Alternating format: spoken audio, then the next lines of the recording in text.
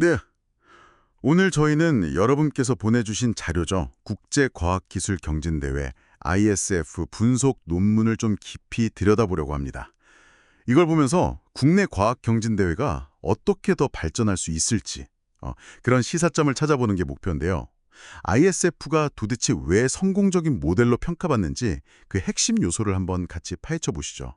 자, 먼저 ISF 규모부터 보면요. 이게 1950년에 시작해서 2012년 자료를 보니까 벌써 65개국에서 1,500명 넘는 청소년들이 참여했더라고요. 와, 정말 대단하죠. 우리나라 전국과학 전람회랑 시작한 연도는 비슷한데 규모나 성격은 상당히 다르다고요. 네, 맞습니다. 아주 중요한 차이점인데요. 논문에서도 계속 강조하는 게 ISF는 그냥 단순한 경연 그 이상이라는 겁니다. 아, 경연 이상이다. 네. 물론 핵심은 심사 경쟁이죠. 근데 그 외에도 뭐 심포지엄이라든지 노벨상 수상자와의 대화 같은 그런 교육 프로그램도 있고요. 와, 또 학생들이 서로 핀 교환하고 전문가 인터뷰하는 네트워킹 기회, 심지어 일반 대중을 초청하는 날까지 있어서 뭐랄까 하나의 진짜 거대한 과학 축제 같은 그런 형태로 운영돼요. 정말 그냥 대회가 아니라 완전 축제 분위기네요. 참가 분야도 좀 흥미롭던데요. 국내는 보통 한 7개 분야잖아요. 그렇죠. 근데 ISF는 행동과학, 의학, 재료공학 이런 것까지 다 포함해서 총 17개 분야래요. 훨씬 세분화되어 있군요. 네, 맞아요. 굉장히 다양하죠. 그리고 논문에 보니까 2012년 기준으로 컴퓨터 과학이나 물리학은 남학생 비율이 좀 높고 뭐 동물학이나 의학 쪽은 여학생 비율이 높다. 이런 데이터도 있더라고요. 재밌네요. 네, 그런 경향이 좀 보이고요. 그리고 또 하나, 그 심사 과정의 어떤 엄격함, 투명성, 이런 것도 좀 주목할 만합니다. 엄죽하면요. 네, 모든 출품작은 제출 전에 과학적 검사위원회, SRC라고 부르던데요. 여기서 국제연구윤리 기준에 맞춰서 사전 검증을 다 받아요. 아, 사전 검증이요? 네, 논문에서는 이걸 인터내셔널 룰즈라고 부르는데 이게 상당히 빡빡합니다. 그래서 이 기준을 통과 못하면 아예 심사 대상에서 제외돼요. 와, 정말요? 네.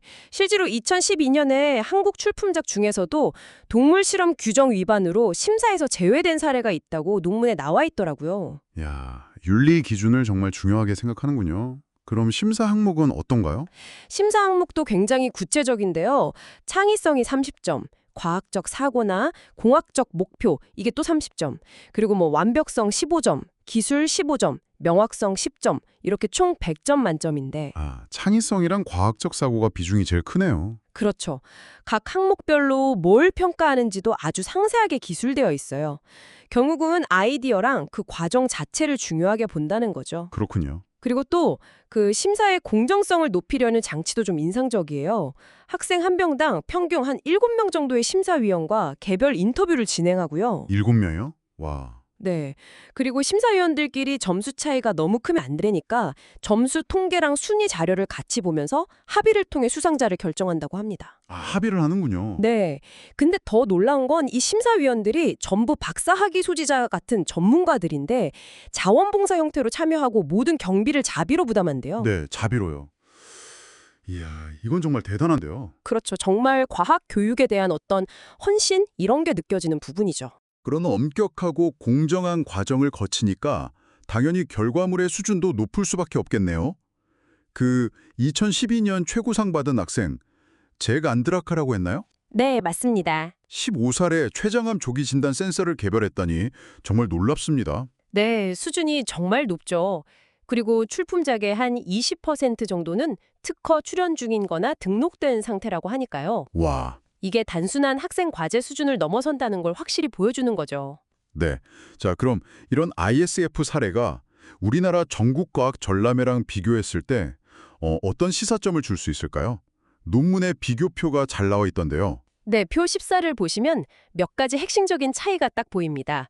일단 주최 기관이 ISF는 비영리 기관인데 우리 전람회는 정부 주도라는 점. 아, 그렇군요. 그리고 참가 자격도 ISF는 청소년 중심인데 우리는 좀 더 폭넓고요. 분야 세분화 정도도 아까 말씀드린 것처럼 차이가 크고. 네. 17개 대 7개였죠? 그렇죠. 그리고 행사 구성 자체도 ISF는 교육, 네트워킹이 결합된 복합적인 축제 형태인데 우리는 아무래도 좀 경연 중심이라는 거. 맞아요. 작품 규정의 상세함. 이게 ISF는 25쪽인데 우리는 2쪽 정도라고 하고요. 재정 확보 방식도 ISF는 기업 후원이 중심인데 우리는 정부 예산 중심이라는 점. 이런 것들이 두드러지는 차이점입니다. 듣고 보니 정말 많은 부분에서 차이가 있네요.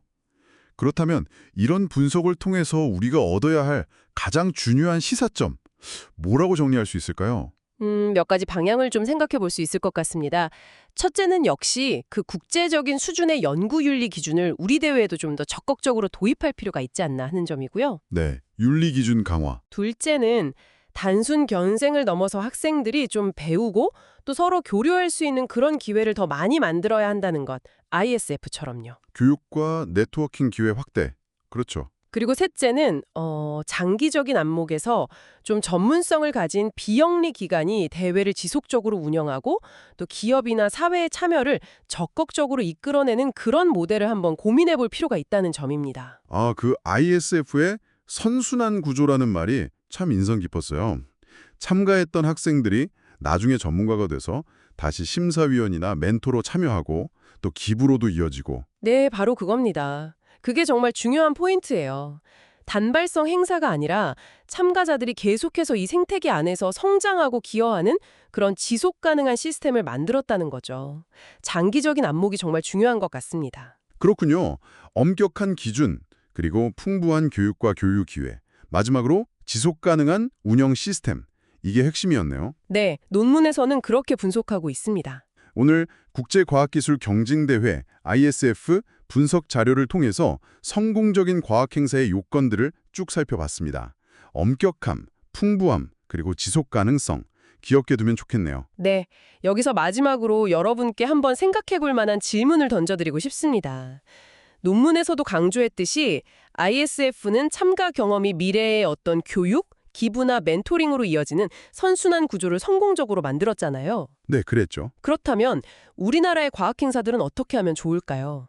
어떻게 하면 단순한 경쟁의 장을 넘어서 참가자들이 계속해서 참여하고 성장하도록 유도하고 이게 또 미래 과학기술 생태계 전체에 기여하는 그런 건강한 선순환 시스템으로 발전시켜 나갈 수 있을까요?